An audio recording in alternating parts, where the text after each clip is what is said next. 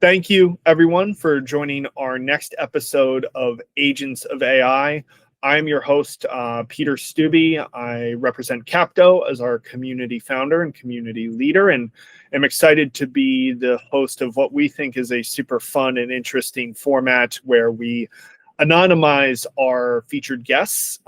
They join us in an avatar state, giving our listeners the opportunity to, one, benefit from their insights primarily and focus on that, not necessarily who they are or their background, but more so focusing really on what they're sharing.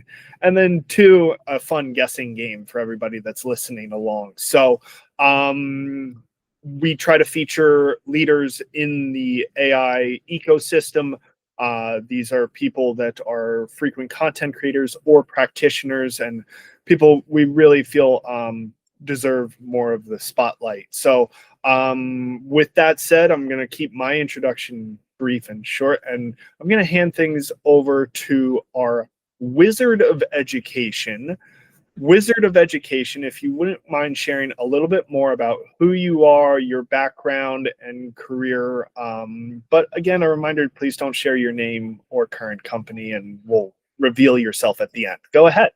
Got it. Thank you so much, Peter. It's actually quite a cool idea. I never had this kind of outfit on, so I love it. Thank you. Quite creative. So my background is investment banking in Belgium, Netherlands, and Luxembourg. And I live now in Dubai. And our main focus is to work with the governments on the side of innovation, education of the youth and women. And I'm quite passionate about AI myself personally, and I'm happy that the country I live in right now is even more passionate about the AI revolution, let's call it that way.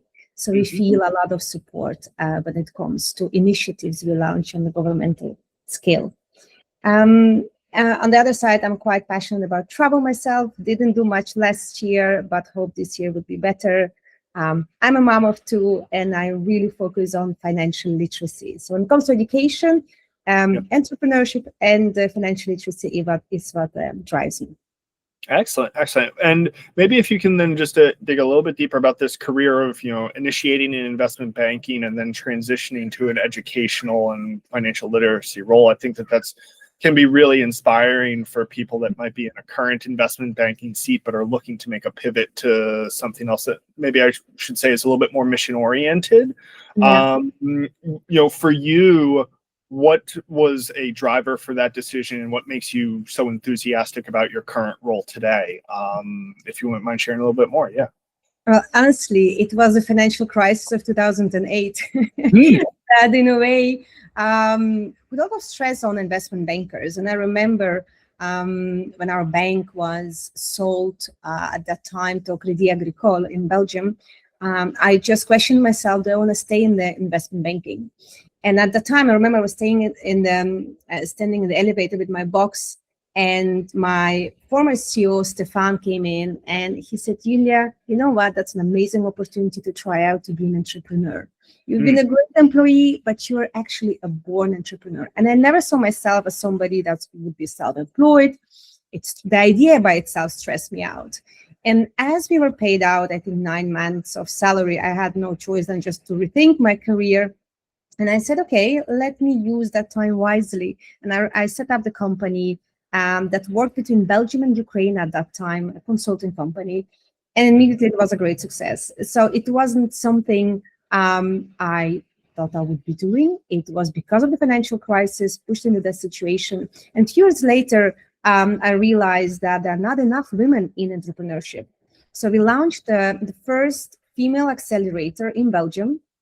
And again, that was a bit sensitive sometimes, as we were discriminating men in a way, but at the same time quite successful, and it grew organically. So that was my first step into education, helping other women to start and grow their businesses within Europe at that time. And then another crisis came that helped us scale even more globally. That was COVID. So COVID, we had to reinvent our whole business model because everything that we were doing was great, but not digital. It was all in person. We were doing great conferences. We had so much fun, great community.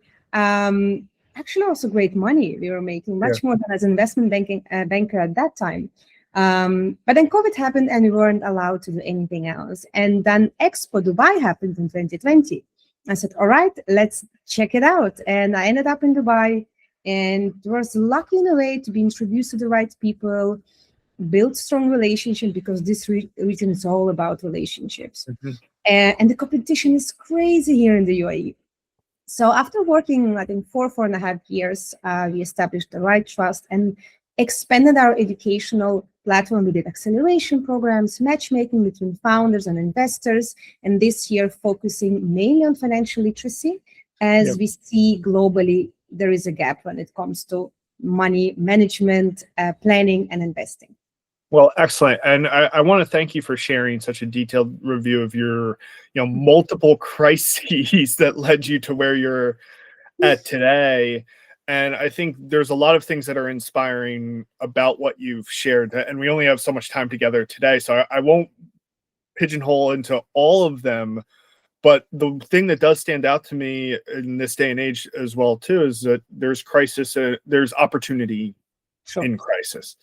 And I think it's a difficult thing to communicate and a difficult thing for people to digest that are actively experiencing that crisis, whether it's job loss. And I know that there's a lot of headlines around this, but maybe this could be something that's inspiring for the people listening, is that we're speaking with somebody that's gone through 2 crises and come out in an even better situation. And I think that there are just as many stories like that as there are, people facing challenges with things. So, all right. So as you've made this movement successfully into providing educational services, empowering women, and also just, the financial literacy aspect of what you do, is there something that stands out to you as, underappreciated about the work that you're doing and really should continue to get more? So you work in a unique space where there's a lot of underappreciation, and that's what you're addressing.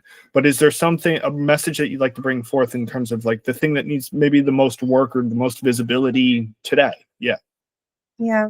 Well, the standard story that if you work around in the VC space, as we often do, you see that women get underfunded, and the numbers are still quite low, even low after COVID. And there is enough research backing the data that, well, women tend to outperform, or at least mixed teams tend to outperform only male teams. So I'm always advocating to look at this blue ocean of opportunities when it comes to startups led by women. There is always a social impact in it. They tend to retain teams much better. So, and ROI-wise, we've got great numbers. So I'm always trying to advocate for that when we work with our investors. Excellent. So now if we can pivot to, the namesake of the program is Agents of AI. And thank you. You have I can't reveal your identity, but we'll do it at the end, because you have an interesting last name for an agent or a superhero of AI. But I'll leave my my hints at that. Can you talk a little bit about your initial exposure to AI, how you might have leveraged it in your business lines, or what you've been pursuing, and talk a little bit about those initial use cases that got you hooked on then doing more so with the technology? Yeah, I think AI has been disruptive in our business. First of all, thanks to even ChatGPT, we cut costs when it comes to operational, communicational jobs we had, social media outsourcing. So we finally could create our own agents and make sure that different roles are being filled by AI. So that was like quite revealing for us. Loved playing with that. Created my own different projects. We did different researches. So suddenly you have all the knowledge. Okay, you have to double check it. I know, but still there are, by now, after a few years, there are great experts for $20 a month that you can outsource, and they're like an expert in certain domains. So that's been amazing for us.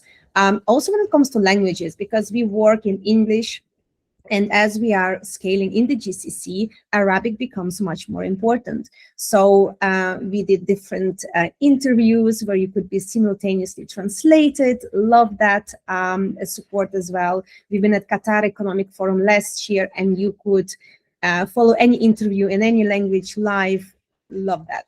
So as we see, there are so many great opportunities. And then another company we partner up with, they created an avatar of me. So they've been following my content for the last, I don't know, 4 or 5 years. And I know them personally. They sit in Silicon Valley. These guys created a profile where as I got more busy and couldn't have a one-on-one meetings, people could talk to me in digital me. It's like an avatar of mine. With all the content that's out there, and plus we extra train that avatar. And so this year we are going to monetize this digital twin of mine, so people could actually tap into some of my information or knowledge through subscription models. So that's an interesting thing I never expected would happen. Yeah, I think great answers. The accessibility thing, I think, is something that people almost overlook because it is so simplistic. Not everybody speaks the same language, and not everybody's on the same time zone, and not everybody's available 24/7. And that's something that simplistically, like AI, has just completely taken down the barrier on. And I was smiling ear to ear when you mentioned your digital twin, because actually our program has its own digital twin in a similar type of vein. So for those of you who haven't accessed it yet, we have an Agents of AI avatar and digital twin, which is trained off all the conversations of our combined guests. So you can view it very similarly in the way that they would access you and your personal avatar. You would be accessing the collective intelligence of our podcast as well. So those are really enthusiastic about those isolated, models that are trained off of, individual personalities. So maybe a whole separate conversation for another episode. But okay, so now looking ahead, congratulations for being so advanced with your deployments. I'm excited for the answer to this next question, which is what's next, and what might you be working on, or what might you recently have completed that you feel like is the next opportunities for you in leveraging AI. And this could be aspirational as well. Maybe the models aren't quite there yet, but things that you can see happening in the future. Yeah. So living in the UAE, you feel that AI is everywhere. The government supports with different licenses, companies that are focusing on AI. By 2030, they want to go from 300 AI companies to 30,000. So you see them really boosting and supporting these companies. At the same time, you see on the governmental level that AI is in the banking being introduced, in the banking systems. You see it in all service providers as well. And also the investments flowing into the country where they are building data centers. So today I had a meeting in Abu Dhabi with one of the main investors, who's actually a gas and oil investor. He had something of real estate in his portfolio. So this year he's shifting into investing in data centers. And that's quite interesting. It's all because Abu Dhabi is so much focused on AI, from healthcare to education, that it's a logical, it's a no-brainer for us as an investor to be in this space. So I'm lucky to be sitting at the table when these kind of deals are being discussed, as a lot of technology is being outsourced from Europe or US at this time.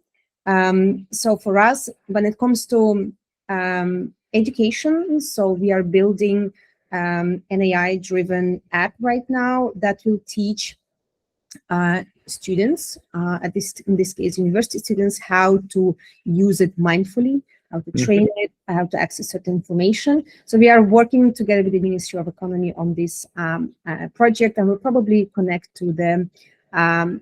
This is something amazing here in the UAE. They launched, and I don't think that this is in other countries. It's called Emirates College of Advanced Education. And so this college focuses on AI, teaching AI to the teachers so they could properly teach the next generation. So they're completely transforming the educational system here in the UAE. As they say here, we are in a race, and AI is going to help us win it. Excellent.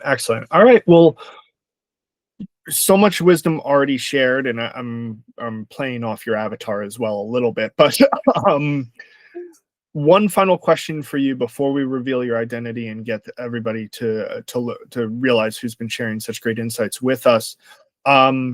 Advice for somebody who's not as advanced for you and doesn't have the access that you have yet. Where would you encourage that they start? What are the resources?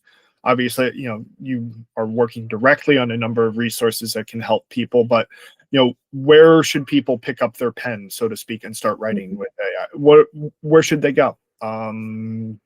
So help encourage I think people, if you don't integrate AI in your life, you're out of business as an entrepreneur. So it's something I want or I don't want. It's a must, because it creates such a great competitive advantage. So, and it starts with simple tools. I mean, go to Gemini, go to ChatGPT, purchase a paid subscription, go to Capto.